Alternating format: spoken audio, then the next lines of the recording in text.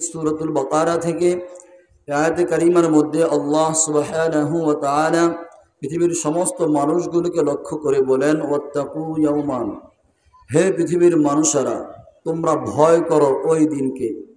আমরা যেন বললাম, আল্লাহ কোন দিনকে ভয় করব? আল্লাহ বললেন, তুরজাউনা ফীহি ইলাল্লাহ, ওই দিনকে ভয় করো যেদিন তোমাদের সবাইকে আমি আল্লাহর কাছে ফিরে আসতে হবে। কি বলেন? ফিরে যেতে হবে আল্লাহর কাছে। কে কে যাব? কয়েকজন না সবাই? আমরা সবাই যাব তো ইনশাআল্লাহ।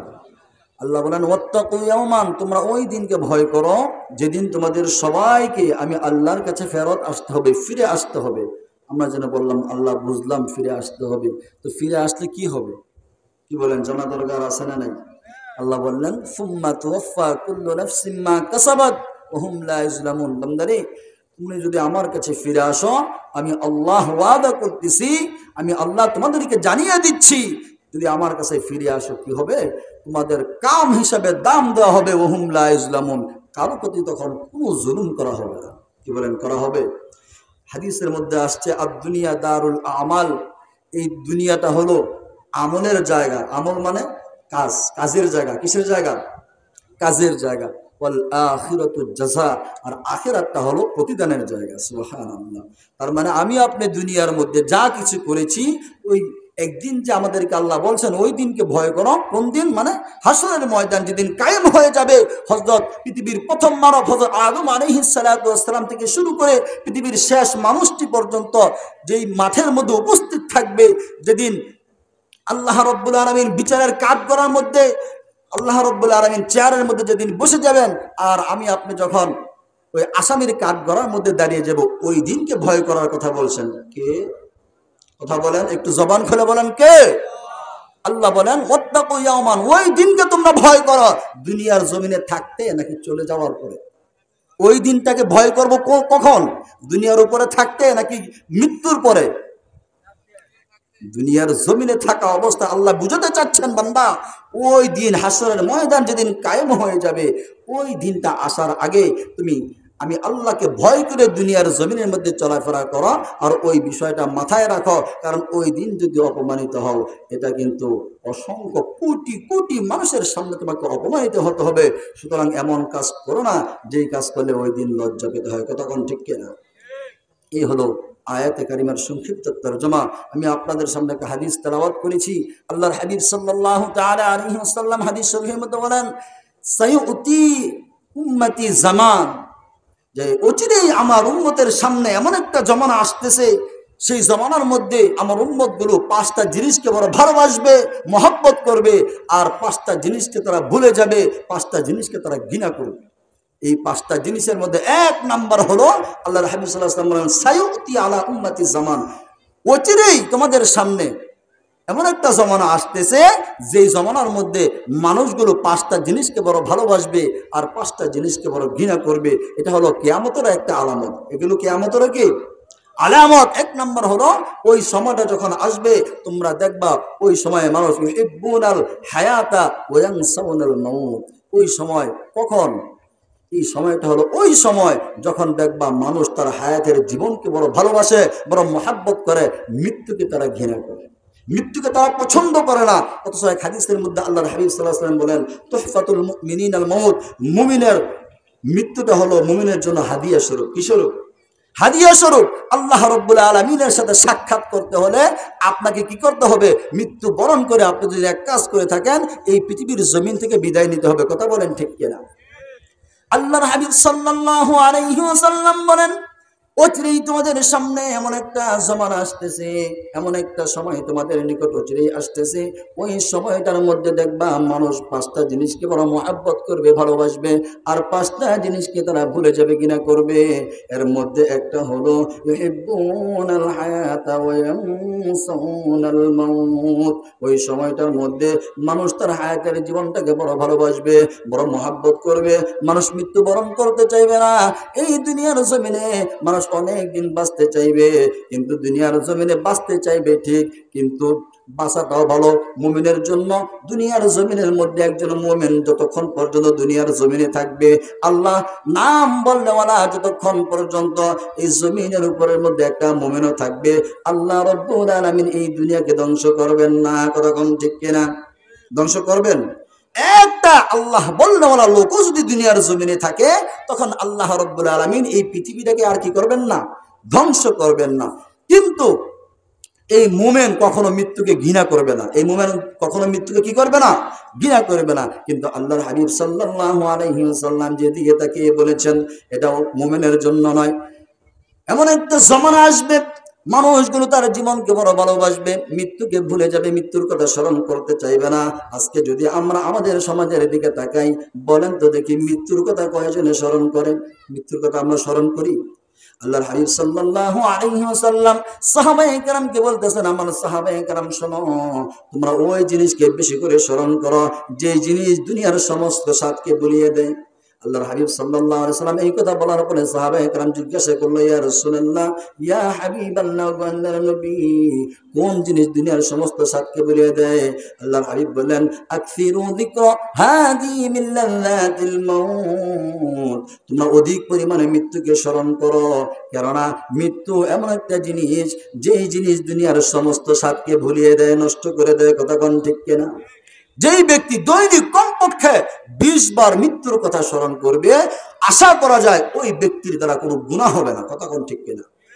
গুনাহ থেকে বাঁচার অন্যতম একটা মেডিসিন হলো মৃত্যুকে বেশি করে স্মরণ করা। কি বলেন, ঠিক কিনা? আপনি যদি সারাদিনে 20 বার মৃত্যুকে স্মরণ করেন, বলেন তো দেখি, সারাদিনে যদি 20 বার মৃত্যুকে স্মরণ করেন, তাহলে আপনি যখনই গুনাহ করতে যাবেন আর দিল থেকে যদি মৃত্যুর স্মরণ আমার আপনার স্মরণে আসে, গুনাহ করা সম্ভব হবে? বলেন, আমি যেই গুনাহটাই করতে যাব, দিল থেকে যদি আমার মৃত্যুর স্মরণ আসে, হায় রে, যে কোনো সময় তো মরে যাব, আজকে যদি আমি এই গুনাহের কাজটা করি, এর জন্য তো আমাকে জবাবদিহি করতে হবে মানুষের, কোটি কোটি মানুষের সামনে। যেদিন আল্লাহ রাব্বুল আলামিন বিচারকের চেয়ারের মধ্যে বসে যাবেন, আর আমি নালায়েক কদম যেদিন আসামির কাঠগড়ায় দাঁড়িয়ে যাব, আমি না কোটি কোটি মানুষের সামনে লজ্জিত হয়ে যাব। কথা বলেন, ঠিক কিনা? দিল থেকে আসতে হবে। কি থেকে? দিল থেকে। যখন আমার মৃত্যুর কথা স্মরণে আসবে, পৃথিবীর মধ্যে একমাত্র মেডিসিন, গুনাহ থেকে অন্যতম মেডিসিন হলো বেঁচে থাকার জন্য মৃত্যুকে অধিক পরিমাণ স্মরণ করা। করবো তো আমরা ইনশাআল্লাহ। আল্লাহর হাবিব বলেন, ওই সময় এমন একটা অবস্থা হবে, মানুষ তার হায়াতের জীবনটাকে বড় ভালোবাসবে আর মহাব্বত করবে, কিন্তু মৃত্যুর কথা ভুলে যাবে, মৃত্যুর কথা স্মরণ করতে চাইবে না।